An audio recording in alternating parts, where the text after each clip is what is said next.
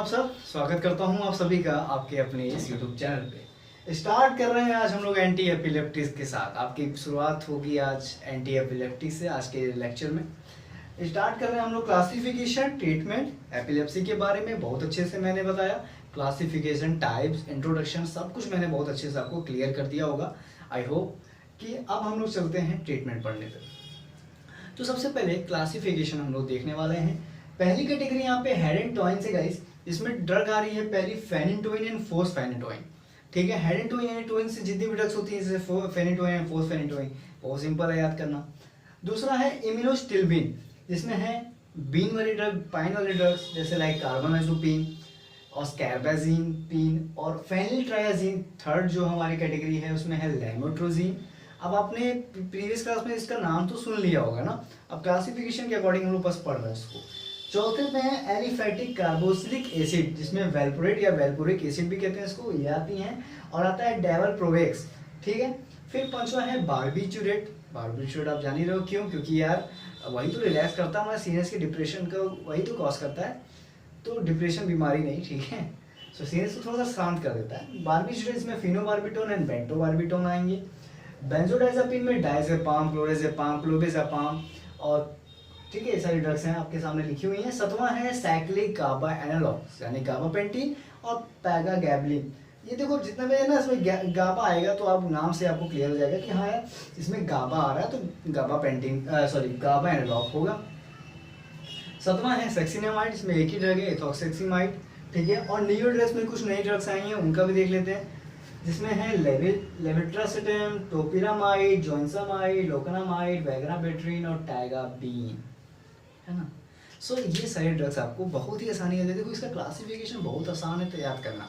अब मैं जो लेके आने वाला हूँ इस वीडियो में, पूरी बात करना है मैकेनिज्म एक्शन, एडीआर यूज, सब चीज़ की बात करना गाइस, क्योंकि यही ऐसा टॉपिक है ना जिसमें आपको थोड़ा मेहनत करना पड़ता है। आप इधर जाओगे तो उधर जाओगे, कभी कुछ और सॉल्व करोगे, कभी डाइजेस्टर सॉल्व करोगे, कभी किसी और से पढ़ोगे, कभी कुछ कभी कुछ कभी कुछ।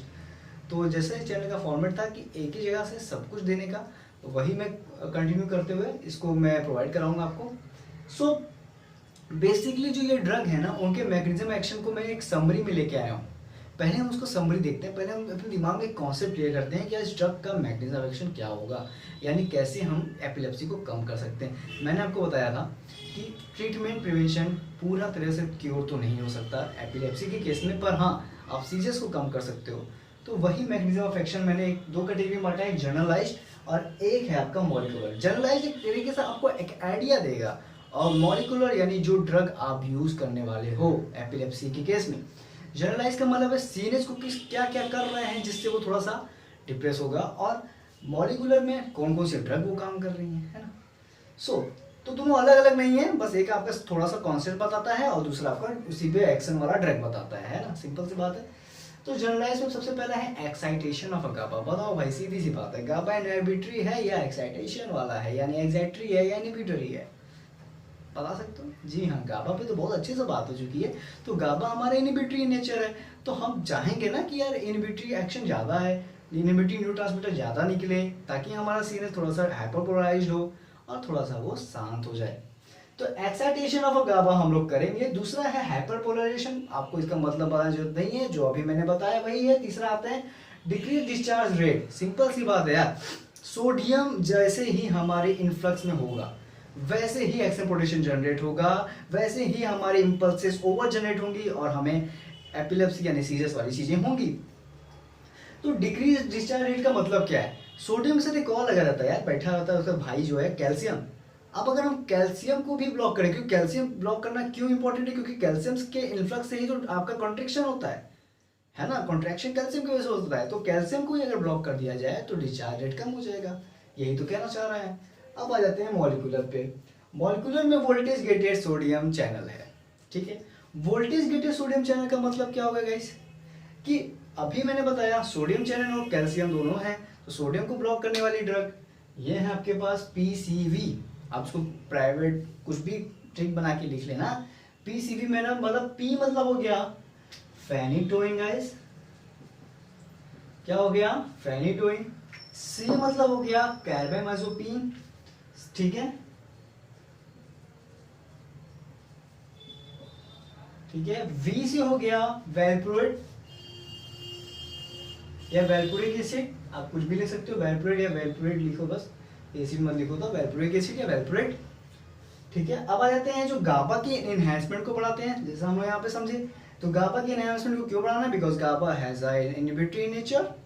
सो बीबी, बीबी का मतलब यहाँ पे आपकी बीबी, बीबी मतलब पत्नी नहीं, बीबी। सो इसको ऐसे कर लेते हैं, ओके।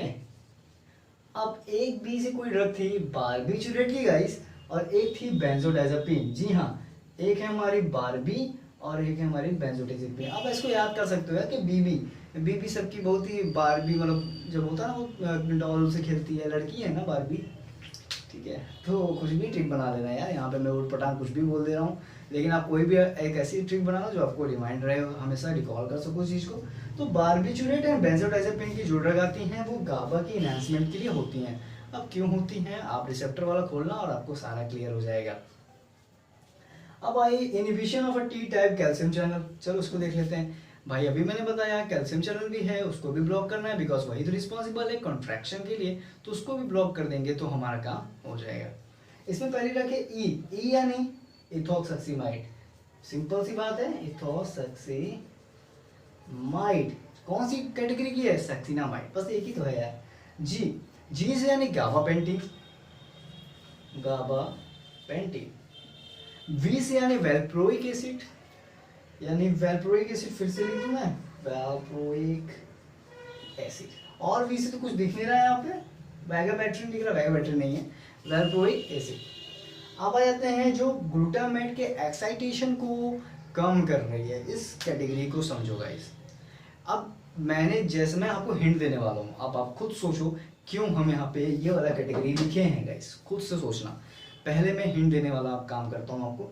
हमने यहाँ पे एक्साइटेशन ऑफ गाबा करना है और हमने यहाँ पे इनहिबिशन ऑफ ग्लूटामेट एक्साइटेशन करना है, सॉरी इनहिबिशन कह रहा हूँ, या फिर डिक्रीज करना है या रिड्यूस करना है। क्यों ऐसा कर रहे हैं खुद सोचो। ग्लूटामेट के एक्साइटेशन को कम कर रहे हो और गाबा को बढ़ा रहे हो, ऐसा क्यों कर रहे हो? ठीक है, 1 मिनट का पॉज लेता हूँ, आप खुद सोचो।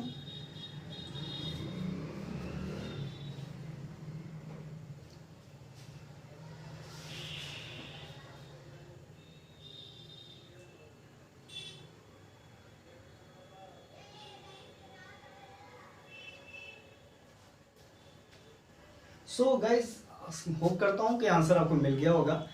फिर से वही दिक्कतें आ रही थी, नोटिफिकेशन आ रहा था मोबाइल में, तो मैं सोचा उसको हटा दूँ फिर आपके सामने आऊँ।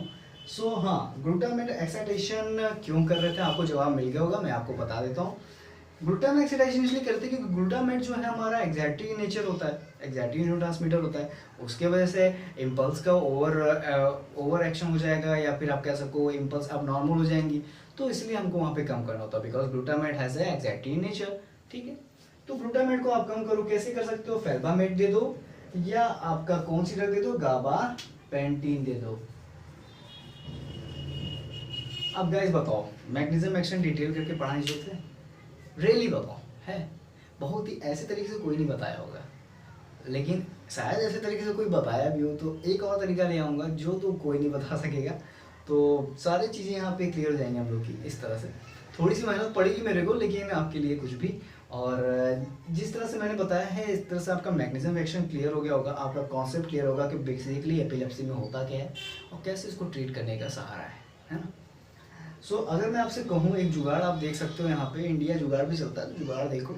आपने क्या किया है, आपने कैटेगरी वाइज क्लास एक मैग्नीशियम एक्शन पढ़ लिया गाइस, इसलिए मैंने कैटेगरी को यहाँ पे मैग्नीशियम ऑफ एक्शन लिखा था। देखिए फेनिटोइन कहाँ आती है, हेडेंटोइंस, हेडेंटोइंस का मैग्नीशियम एक्शन दोनों बताओ, सोडियम को ब्लॉक करना कि कैल्शियम को? जी हाँ, सोडियम को।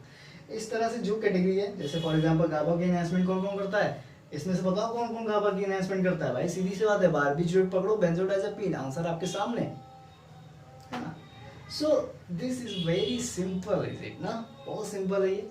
अब हम लोग क्या करेंगे, हर ड्रग के बारे में जो इंपॉर्टेंट चीज़ें उनको डिस्कस करेंगे और हमारा एपिलेप्सी खत्म करेंगे। ठीक है, तो मैं हट जा रहा हूँ, इसको जूम कर रहा हूँ, आप अपना स्क्रीनशॉट कॉपी में उतारना, जो मन चाहे करो भाई।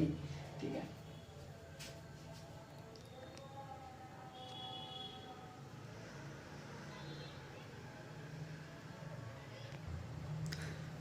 तो कैसे हैं आप सब?